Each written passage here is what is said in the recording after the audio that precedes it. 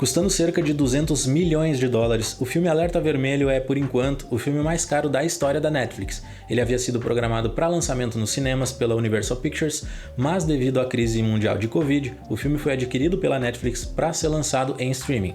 O Alerta Vermelho é um filme de ação e comédia escrito e dirigido pelo Rawson Marshall Thurber. Nesse filme, o agente do FBI John Hartley, interpretado pelo Dwayne Johnson, procura pelo ladrão de arte Nolan Booth, personagem do Ryan Reynolds, que está atrás dos 3 ovos da Cleópatra, um tesouro egípcio extremamente valioso e que deu origem a algumas lendas, já que não se sabe se o terceiro ovo é real. No meio dessa perseguição, eles ainda se deparam com uma outra ladra de arte, interpretada pela Gal Gadot, o que acaba complicando ainda mais a vida do agente Hartley. Nos últimos anos, a gente viu mega produções originais Netflix, filmes de uma complexidade aparentemente muito maior do que Alerta Vermelho e que também tinham no elenco nomes de peso, tinham muitos efeitos visuais, que a gente sabe que é uma coisa que custa caro. E quando a gente para analisar, o Alerta Vermelho realmente não parece ser muito mais complexo do que esses filmes. Então provavelmente quem já assistiu o filme deve ter se perguntado, mas por que diabos esse filme custou tão caro? Afinal, ele realmente não parece nada demais, na verdade dá até pra dizer que em muitas partes ele tem um visual meio tosco, meio barato até, ironicamente. A primeira coisa que muitos devem pensar é que esse valor exorbitante se deve ao elenco, são nomes que estão em alta ultimamente e que não devem ter sido baratos. Mas na verdade não foi exatamente isso. O que talvez nem todo mundo perceba é que uma boa parte desse filme foi feito em estúdio, no fundo verde mesmo. Isso porque ele foi filmado durante a pandemia de Covid, então o filme foi feito em camadas, às vezes com atores separados, com figurantes separados, às vezes no estúdio e etc. E depois isso tudo era montado, então obviamente muitos efeitos tinham que ser adicionados para que essa união de camadas ficasse um pouco mais realista. Para quem não sabe, esse tratamento de pós-produção, que tem toda uma parte de computação gráfica, na criação de cenários, inserção de objetos, até de pessoas, é algo extremamente trabalhoso e, consequentemente, tem um valor bem alto. E é claro que essa notícia é algo que chama a nossa atenção, o filme original Netflix mais caro de todos os tempos.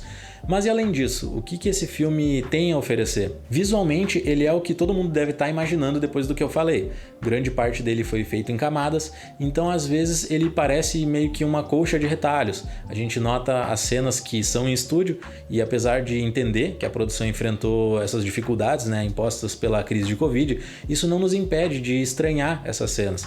Só que na maioria das vezes tudo é tão fantasioso e exagerado que a gente nem se preocupa no quanto o cenário é real, porque no final das contas, nesse filme, isso é uma das últimas coisas que importam. Eu diria inclusive que os maiores problemas desse filme estão em outros lugares. A gente começa com uma trama bem genérica, com ladrões e agentes do FBI trabalhando juntos por algum motivo, e além do enredo fraco, os personagens também são bem mal escritos, não só por não se desenvolverem, mas também por oscilarem constantemente entre seriedade e humor desnecessário, inteligência e burrice, desconfiança e inocência, etc.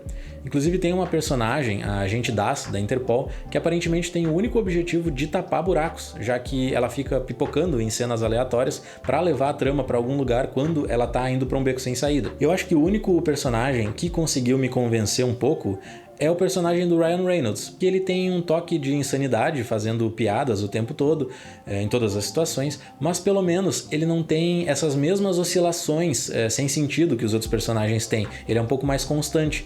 Talvez isso se deva também às circunstâncias das gravações, mas a impressão que eu tinha é que em cada cena os personagens tinham personalidades completamente diferentes. E falando em personalidade, o personagem do Ryan Reynolds está muito parecido com o Deadpool, um humor ácido o tempo todo, rindo na cara do perigo, insano, inconsequente. E isso é algo parecido com o que aconteceu com o Johnny Depp, por exemplo. Algo que eu gosto de chamar de efeito Jack Sparrow, que a gente viu em diversos outros personagens que foram interpretados pelo Johnny Depp depois do Piratas do Caribe, e que sempre carregavam muitas características do Jack Sparrow. Talvez por uma questão mercadológica, já que esse foi um personagem que conquistou muita gente. Outro grande problema desse filme, pra mim, é que ele é demasiadamente didático. Absolutamente tudo o que acontece no filme é explicado nos mínimos detalhes, com diálogos completamente desnecessários, mesmo depois de se tornar óbvio.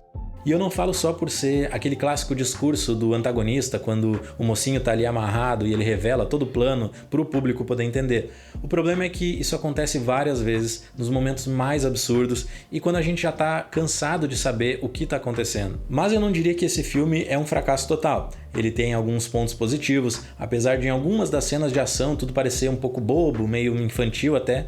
Ele tem alguns planos bem interessantes, com sequências longas de ação, daquelas que nos deixam imaginando como será que elas foram feitas. Em alguns momentos tem um trabalho de computação gráfica bem convincente, daqueles que por mais que a gente esteja vendo que é computação gráfica, tudo acaba se encaixando direitinho e faz com que a gente aceite aquilo que está vendo.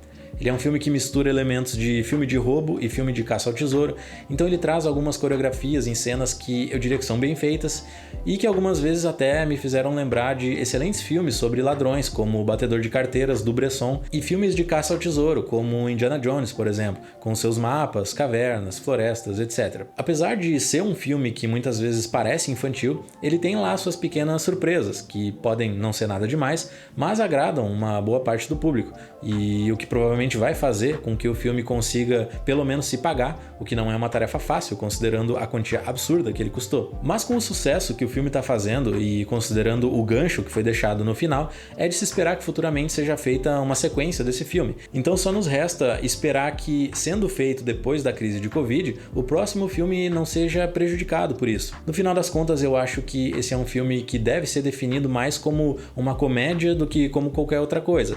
Eu dei algumas risadas enquanto assisti, me diverti, sim, mas é o tipo de filme que daqui a uma semana provavelmente não vai ter mais nenhum efeito em mim e logo já vai ser esquecido.